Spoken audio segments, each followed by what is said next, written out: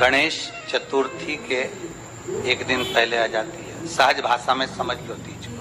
हस्त नक्षत्र तृतीया करी थी, उपास करा था, व्रत करा था। पार्वती जी ने ऐसा व्रत करा, ऐसा ताप करा, ऐसी साधना करी, उस व्रत से मैं बड़ा प्रसन्न हूं। सबसे ज्यादा प्रसन्न मेरे शंकर तीज के दिन होते, सबसे ज्यादा प्रसन्न। और माताओं से निवेदन रहा है, बार बार कहते हैं, आप तीज का व्रत नहीं भी करते हो तो भी 5-6 वृक्ष की 7 वृक्ष की पत्तियों को तोड़कर तीज के दिन शंकर भगवान को समर्पित कर दो। शंकर जी उस व्रत को स्वीकार कर लेते हैं, इतने प्रसन्न हो जाते हैं मेरे दिल। शिव की प्रसन्नता। सबसे सरल देव एक ही है, कौन से है? जम के बोलो जरा।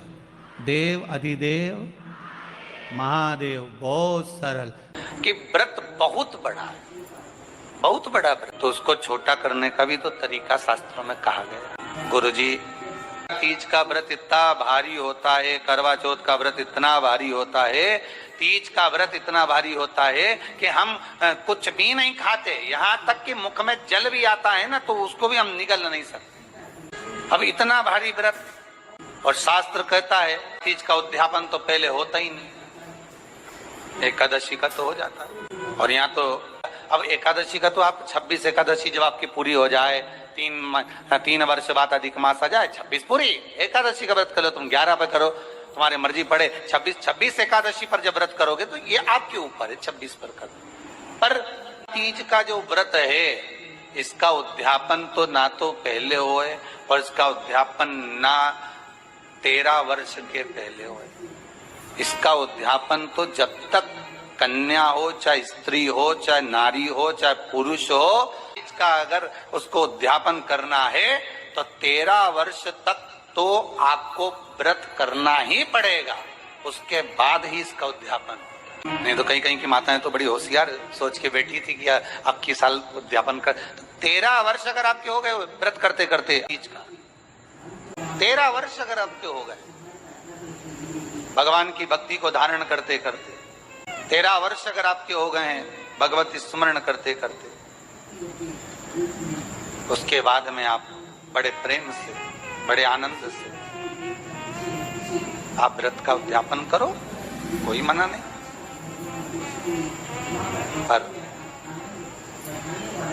यदि आप उद्यापन कर रहे हो और आपका मन है कि मुझे उद्यापन करना ही है, तो 13 वर्ष तक जिस भाव से आप भगवान का व्रत कर रहे हो, साधना कर रहे हो, स्मरण कर रहे हो, उसी भाव से गणेश चतुर्थी के एक दिन पहले आ जाती है। सहज भाषा में समझ लो तीज को। हस्त नक्षत्र उसमें सबसे ज्यादा जरूरी है तीज का पूजन अगर आप कर रहे हो और इसका अगर आप स्मरण कर रहे हो तो उसमें सबसे ज्यादा अगर कुछ जरूरी है तो शंकर भगवान जहाँ विराजमान होते हैं उनके ऊपर उनकी 5 कन्याओं का होना जरूरी है। मतलब ऊपर फुलेरा बंधना।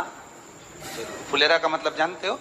एक जैसे शंकर भगवान नीचे विराजमान है और ऊपर जो जलाधारी बनती है ना, तो जलाधारी की जगह पर शंकर भगवान की हरतालिका तीज के दिन जब नारियां पूजन करती हैं, माताएं पूजन करती हैं, कन्याएं पूजन करती हैं, तो उसपे जलाधारी की जगह फुलेरा बनता है। मतलब फूल की मालाएं उसमें लटका दी जाती है। अब कितनी माला लटकाना चाहिए? प्रयास करना चाहिए कम से कम 5 माला उसमें होना जरूरी है, और 5 से ज्यादा भी लटकाओगे चलेगा, पर 5 से कम नहीं होना चाहिए फुलेरा। 5 कौन कौन है ये? जया, विषहरा, सामरीवारी, दौतली, देव। शंकर भगवान की 5 बेटी। इससे अधिक अगर आप लटका रहे हो तो शंकर भगवान की और भी बेटियों का व्याख्यान है। मनसा है, अशोक सुंदरी है, ये शंकर भगवान की पुत्रियां। नर्मदा जी का स्मरण आ जाता है, नर्मदा है। तो ऐसा बेटियों का तो आप ज्यादा लटकाओगे चले जाएगा, पर कम नहीं। जैसे हरतालिका तीज का जो उद्यापन होता है, उद्यापन में एक सबसे मुख्य चीज क्या होती है कि जो भी आप वस्तु दान दे रहे हैं, जो भी आप वस्तु समर्पित कर रहे हैं, हरतालिका तीज के उद्यापन में जो भी सामग्री आप दे रहे हैं वो 5 होना चाहिए। जैसे फुलेरा का वर्णन किया कि फुलेरा 5 माला से ज्यादा होगा चलेगा, पर 5 से कम नहीं। अधिकता